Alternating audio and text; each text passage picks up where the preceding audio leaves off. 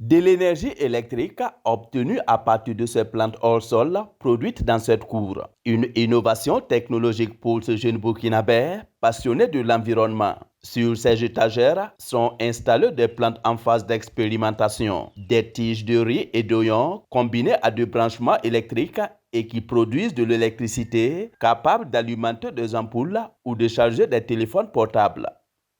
Là, ce sont des pieds de riz que j'ai mis là.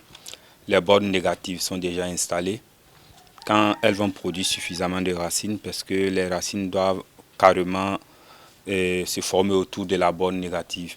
Quand elles auront produit suffisamment de racines, je vais installer la borne positive et faire le reste du montage.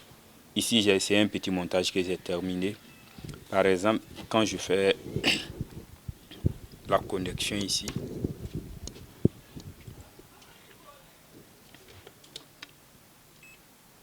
là, mon multimètre indique 1,55 volts. Voilà. Mais c'est insuffisant pour démarrer les appareils. Ça, ce sont les lampes de test que j'utilise pour cette expérience-là. Donc, jusqu'à 12 volts, on peut déjà utiliser pour allumer une lampe LED. Et à partir de 6-7 volts, on peut utiliser pour télécharger un téléphone portable. En plus des plantes et des câbles de branchement, l'énergie est obtenue à travers l'addition du cuivre et d'une substance chimique dont lui seul a le secret pour le moment. Ici, l'idée, c'est de capter ces électrons-là et les convertir sous forme d'énergie électrique. Voilà. Donc, à partir de cette installation, il y a une substance chimique aussi qu'on va faire.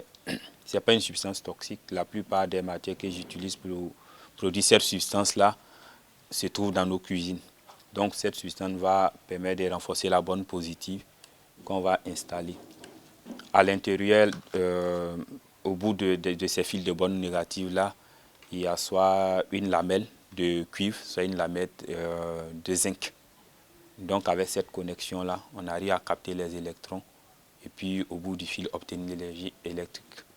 Titulaire d'un baccalauréat série littéraire et aujourd'hui spécialiste en gestion des carrières et de la dotation en ressources humaines, Karim Yabré s'est lancé dans cette aventure grâce au conseil d'un ami. Cette installation en phase d'expérimentation a commencé en 2024, mais produit déjà des résultats probants selon notre producteur hors sol.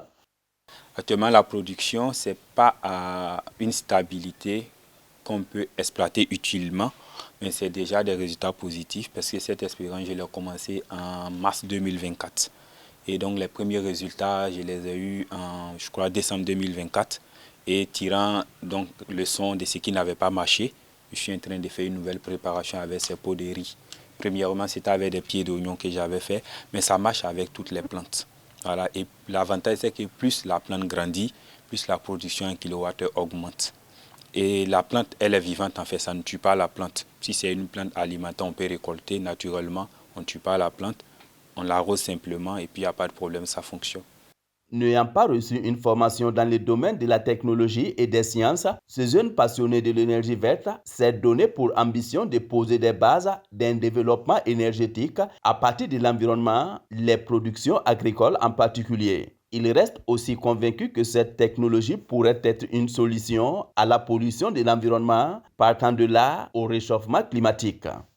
Si à la base, ça arrivait à démarrer ces ampoules-là et qu'à un certain moment, ça arrivait à démarrer un téléphone, ça veut dire que si les recherches sont poursuivies, à un certain moment, ça peut atteindre une stabilité utile à l'échelle nationale. Voilà. Parce qu'en fait, moi, j'ai un bac A. Je ne suis pas scientifique à la base. Donc, ça fait que l'expérience a évolué très lentement. Voilà, parce qu'à la base, je n'ai pas de notion d'électricité. Donc, mais je pense qu'à la longue, l'idée centrale, c'est déjà de pouvoir mettre quelque chose en place. Même après, nous, d'autres personnes pourront en faire poursuivre les recherches. Au-delà de la production de l'énergie qui est en phase d'expérimentation, Karim Yabré pratique aussi de la production hors sol sur cet espace réduit. Plusieurs variétés de plantes sont produites sur ce site hors sol. On y trouve des espèces de plantes rares comme des oliviers, des cacaoyers, des caféiers.